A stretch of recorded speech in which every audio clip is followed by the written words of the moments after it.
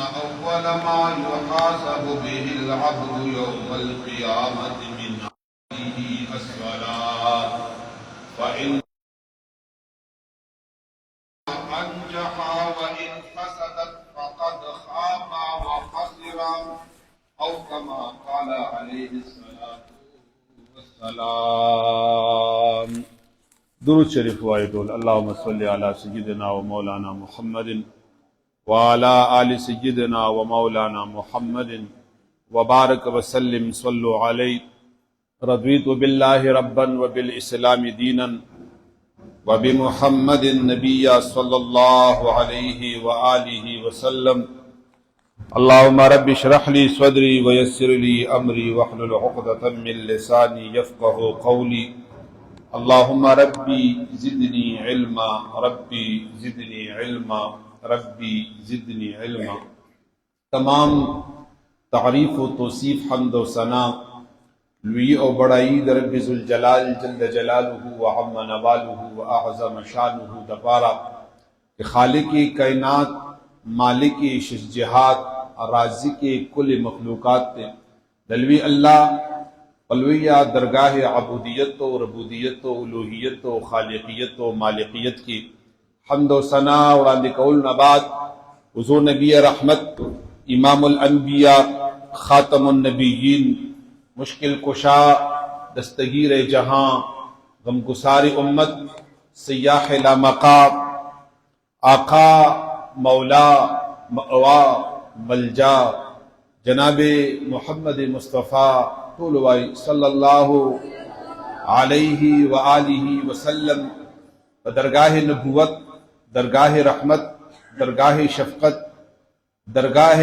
رسالت دا عقیدت و دا ارادت گلونو پرزوانی وړاندې کول نه بعد معززو محترمو مشرانو کشرانو الحمدللہ رمضان المبارک د خپل تمام برکاتو رحمتونو د مغفرت د الله رب العزت د طرفنا د رزق د فراخی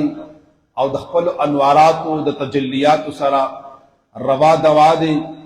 اختتام طرف ته روان دی.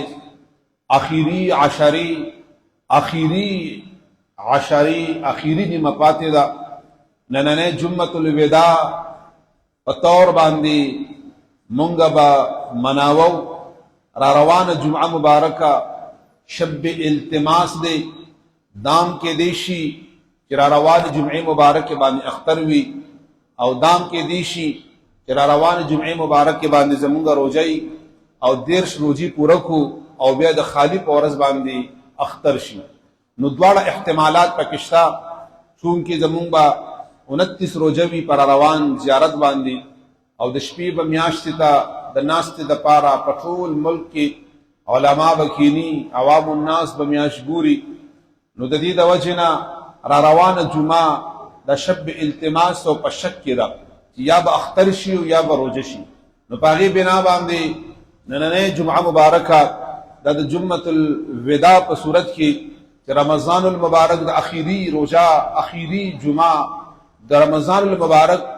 الله رب العزت جل وعلا دې زموږ استاد د جون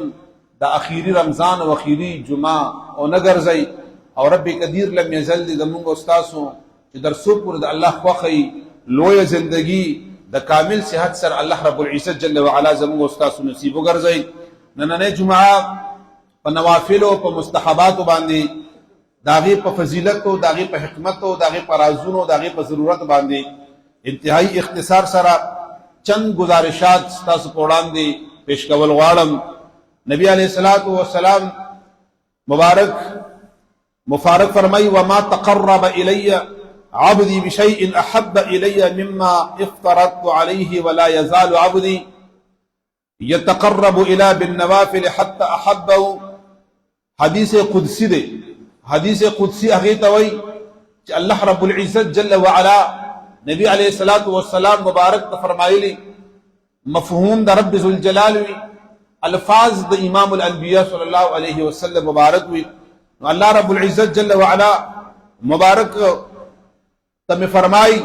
کہ زما بندہ دا فرائض دا ادا اللہ والسلام مبارک د قرآن مقدس په دې آیات کې فرمای الله رب العزت جل وعلا ومن الليل فتهجد به نافلة لك عسى ان يبعث ربك مقاما محمودا دا نفل په حواله سره د تهجد په حواله سره او دا هغه منځ دی چې کې دې شي رب ذوالجلال جل جلاله د دې په ذریعہ باندې مقام محمود تا رب ذوالجلال جل جلاله تورسي نو د نیک خلقو د نیکانو خلقو د پاکانو خلقو د پرهیزګارانو خلقو د مؤمنانو خلقو یو صفت قرآن بیانې سورۃ الذاریات کی چې د مؤمن مسلمان صفت ته هغه صفت دار چې قالوا قليلا من الليل ما يهجعون وبالاسحار هم يستغفرون چې دا هغه خلق دي چې دی د شپې په وخت کې لګو د کیږي زیات عبادت کوي زیات الله یادای وبالاسحار هم يستغفرون او د ورځې استغفار وای د شپې عبادت کوي نوافل ادا کوي نو دا د مؤمن یو صفت قرآن بیان کړی دی یعنی د مؤمن من جمله په تمام صفاتو کې یو صفت دا موجود دی چې دی به نوافل ادا کوي دی به مستحبات ادا کوي او نفل هغه منځ دی چې په هغې باندې د شریعت حکم نی د قرآن حکم نی یعنی مونږ دپاره یو فرض دی چې نص په د قرآن موجود وي یو واجب دی یو سنت مبارکه دی بیا دغه نه پس نفل دی مستحب دی نو دا درجه په درجه باندې دی نو دا نفل او مستحب هغه مونږ دی چې په دې باندې په انسان باندې هیڅ قسمه پابندی نی و د قیامت پر ورځ باندې نبی کریم صلی الله علیه و آله وسلم مبارک فرمای چې ان اول ما يحاسب به العبد يوم القيامه چې په ورځ د قیامت باندې اولنې حساب او احتساب چې د انسان باندې کیږي من عمله د انسان د اعمالنا الصلاه هغه به منځ وي چې منځ په حواله سره اولنې پرسان اولنې پختنه به په ورځ د قیامت باندې کیږي فان صلحت فقد افلح وانجح کچری د انسان د منځ برابر وخته منځ مکمل وخته نو فقد افلح نو د بیا فلاح موندا دا فلاح مندون کې دی او فرمای وانجح او نجات مندون کې دی وان فسدت فقد خاب وخسر کچری یو انسان منځونه کمیو او منځونه پورا نو فسدت نو فقد خاب وخسر نو دغه انسان سشي شو انسان خابا ذلیل او رسوا بی وخسر او دی به خساره کوي دی به په نقصان کوي سنن ترمذی دا حدیث مبارک ادا کول نه بعد نبی علیہ الصلوۃ والسلام مبارک فرمای من صام یوما فی سبیل الله باعضاء الله وجهه عن النار 70 حریما صحیح البخاری کی فرمای دا د نفل رجوع ثواب دی چې چا یو روزه د الله د رضا لپاره نفلونی وا دا اوس کوم روزه چې روان دي دا خو الله تبارک وتعالى جل فرمای یا ایها الذین آمنوا كتب عليكم الصيام كما كتب على الذين من قبلكم لعلكم تتقون دا خو فرض دی کدا د پرغستو مؤاخذه ده انسان پر ایمان نخلاصيږي دا خو د الله رب العزت جل و طرفنا د پنځو منځونو د زکات د من استطاع الیه سبیلا د چا طاقت او استطاعت وي د حج کولو عمره کولو نو دکرنګي چې چا طاقت او استطاعت د روجي نیولو وي نو په د باندې روزه فرض ده او علاوه د دینه یو انسان د الله رب العزت جل وعلا د رضا د پر روزه ونیسي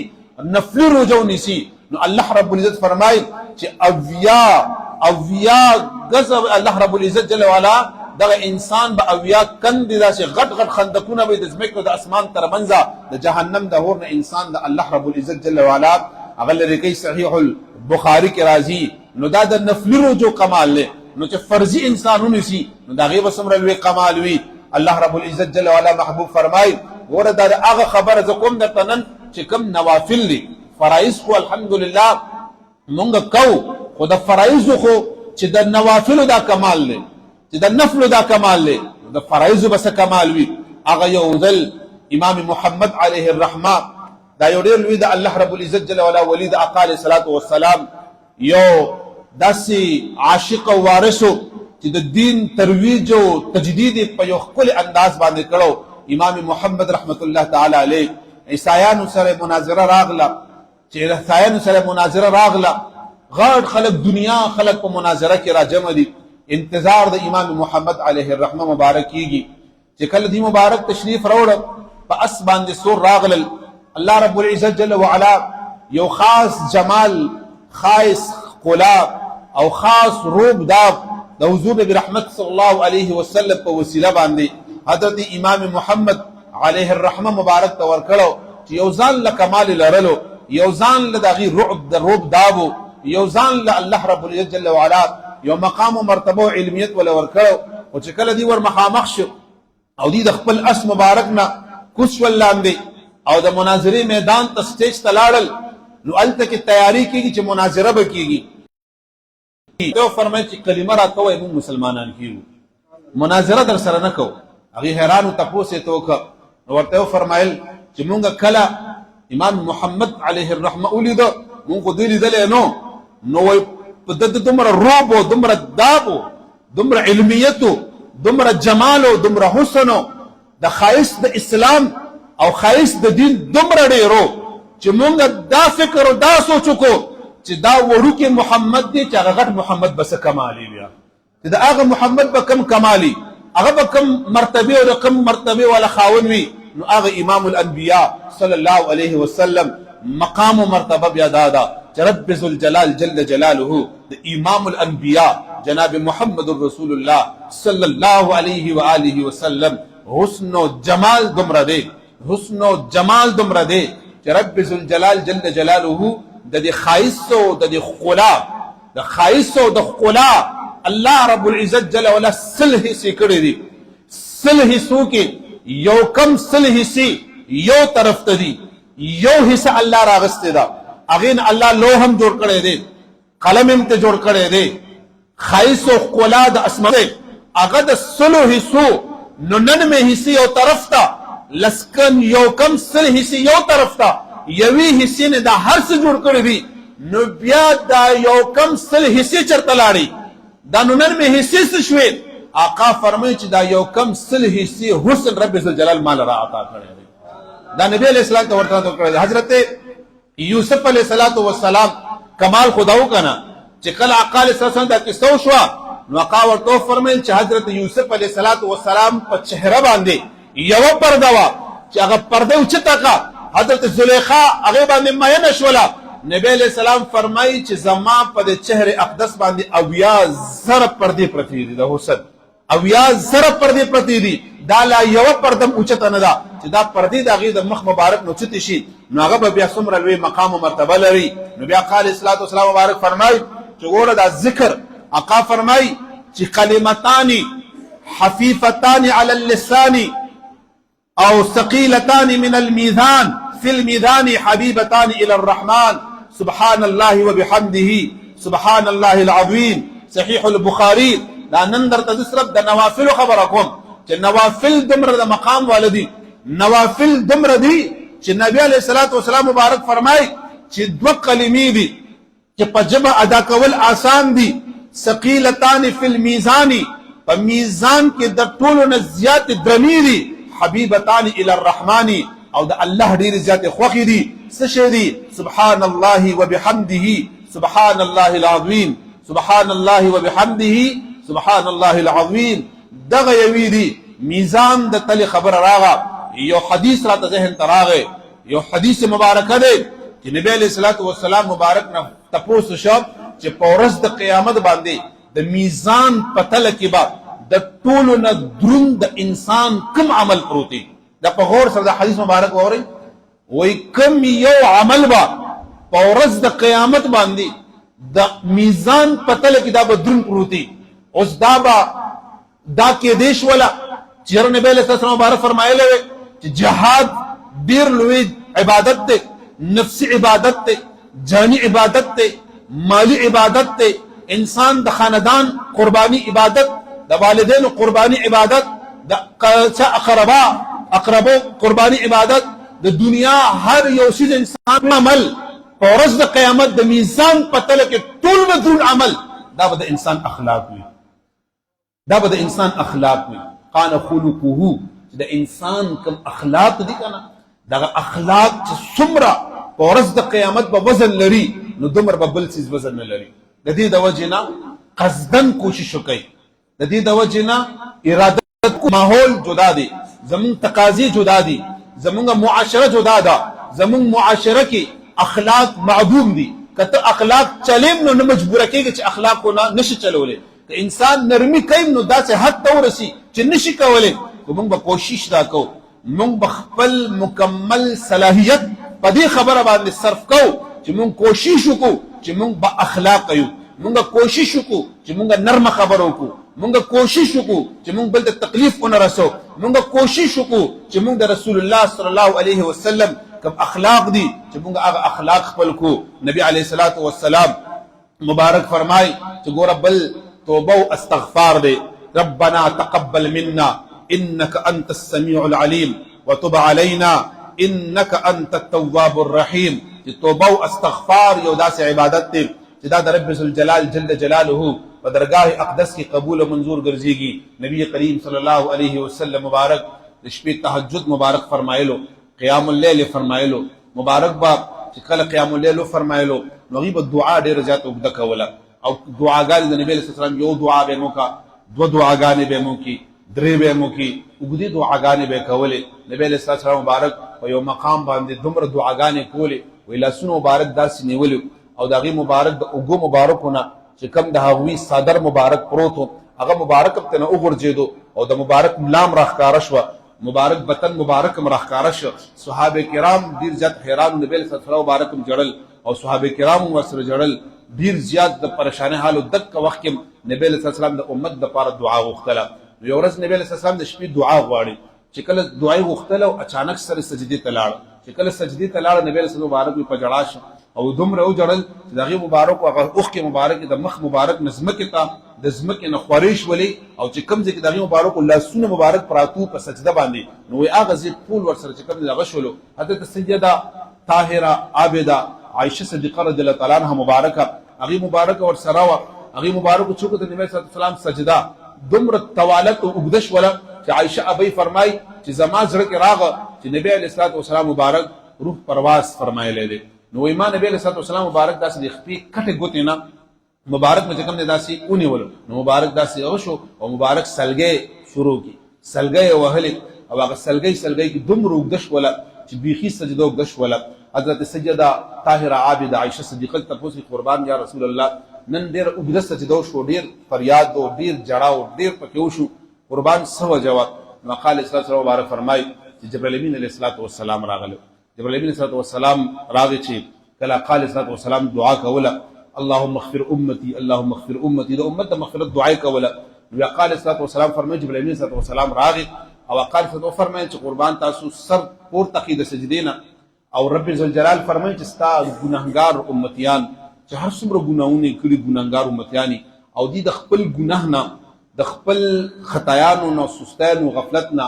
یو کال مخکې د توبه وباسي نو زه به د ګناهونو ټول معاف کړم. رب ذوالجلال جل جلاله مونږ لا ډیر شفیق او مهربان پیغمبر را کړی دی. آقا ورته فرمایي چې جبرائیل امینا زما امت او د اخیری امت ګناهګار امتیان به خال کوډر غټ سیز دی دی به کال په منځ کې ګاسونه ګناهونه کوي. نبی صلی الله علیه وسلم سر نه پورته کولو او غي دعاګانو ماغه سکولې بیا دا راغو شپږو میاشتو ته بیا راغو میاشتې ته بیا راغو شواروز ته چې یو شواروز وړاندې بیا راغو یو ورځ ته چې یو ورځ وړاندې آقا د سفر مې جنت ما امت کمزورې دي او دومره کمزورې چې شپې به مسلمانۍ سحر به بیا کافری سحر به بیا د کفر کلمات ادا کړي ماخام به بیا کلمه ویلي بیا به توبه وباسي بیا به ګناه کوي بیا به توبه وباسي بیا به ګناه کوي. زما امت ماته معلوم دی زما امت ډېر کمزورې دي او نبی صلی الله علیه وسلم ماشومان غونته جاړي رب ذوالجلال جل جلاله په جلال کې راغی رب کائنات جل وعلا په دې کائناتو کې د پنځو سيزونو ډېر زیات خاطر کوي ډېر حیا کوي.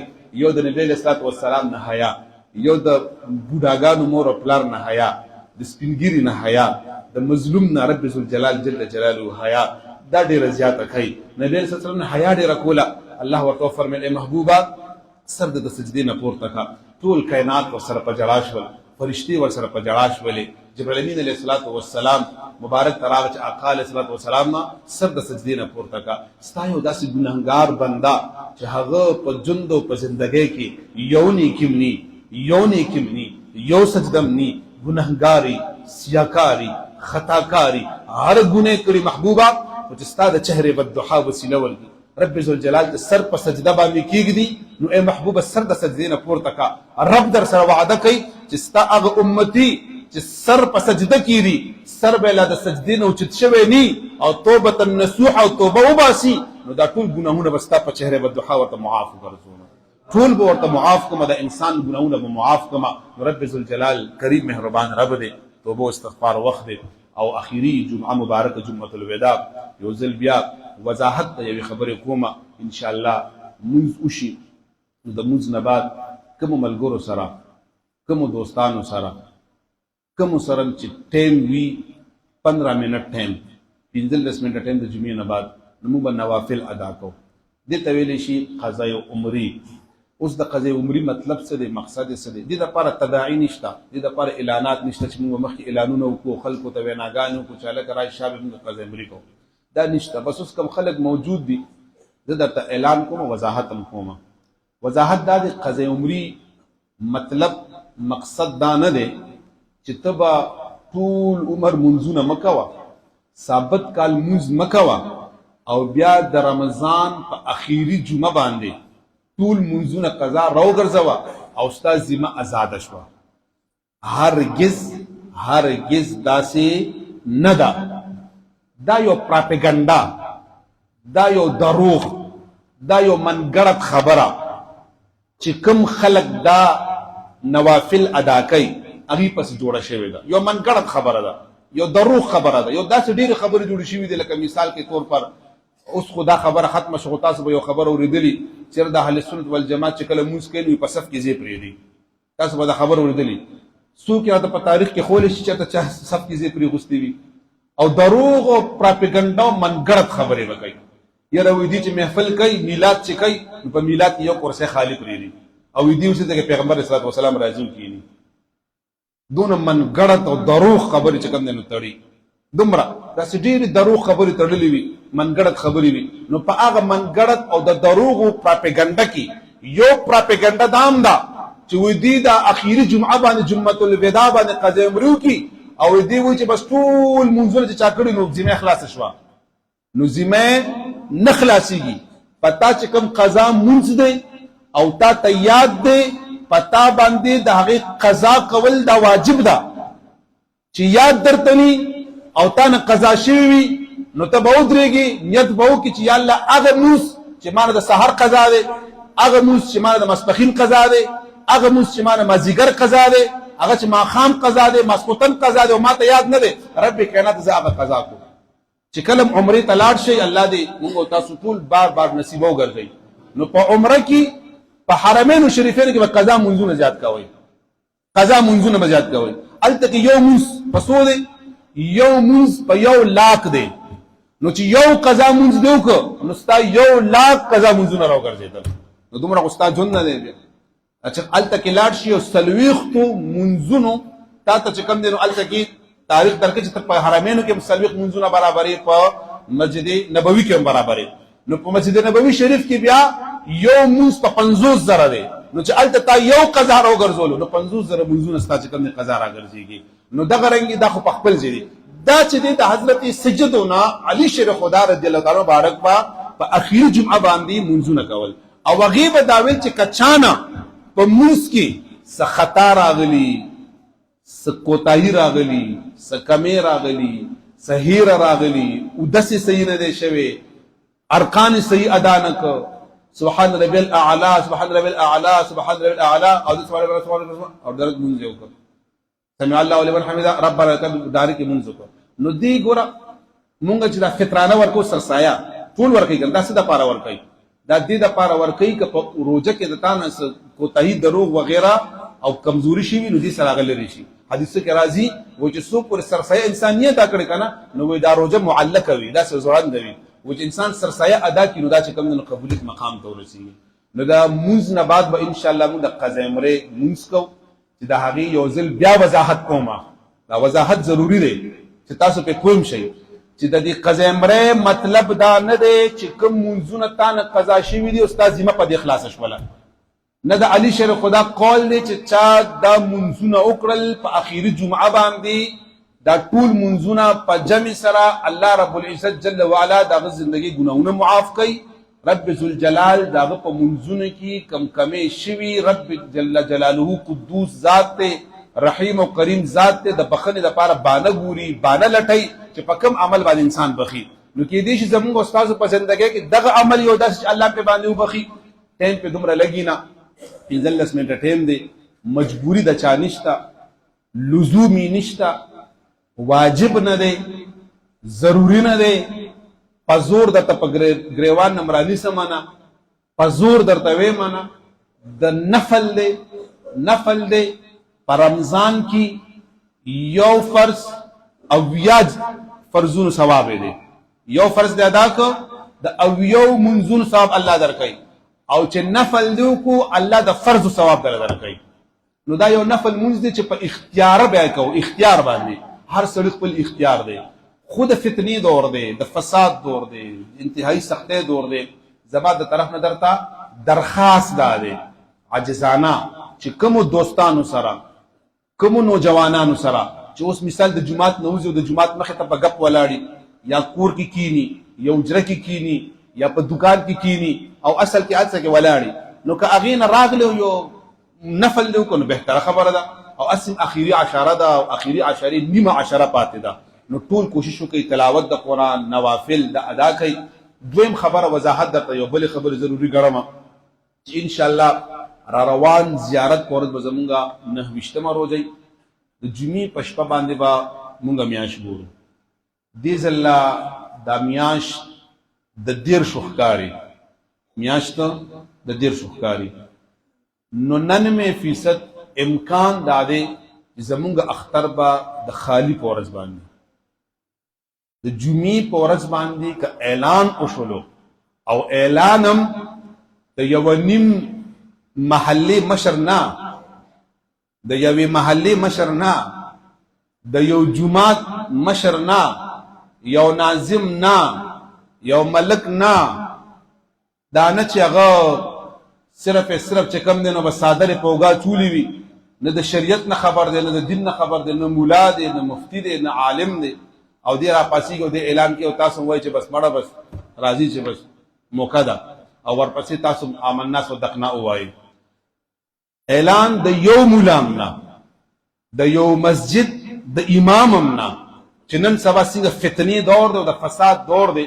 او هر سړي د ځان نه مولا او مفتی جوړ کړی دی. هر سړي خپل ځان باندې دا دین بس دومره مونږ سپک کړی چې هر چا په خپله په ځان خپله ذمهواري اخیستې ده او خپله فتویم جاري کوي، خپله دلایل هم پیدا کوي. نو زما درخواست دا دی، اول درخواست دا دی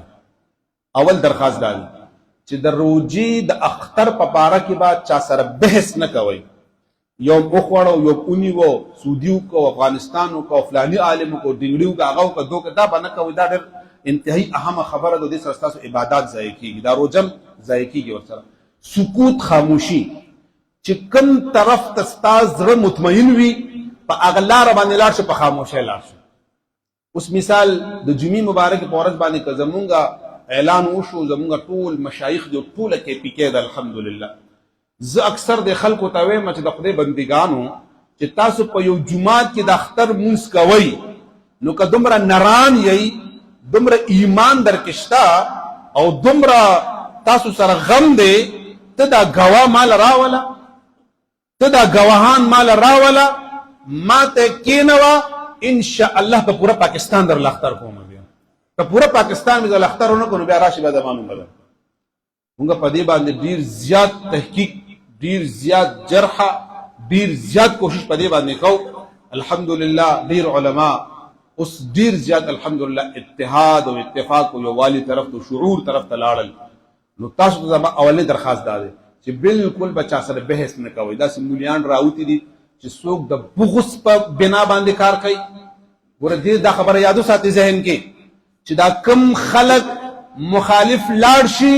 د دې د الله رضا مقصد نی، مقابله مقصد وي. مقصد مقابله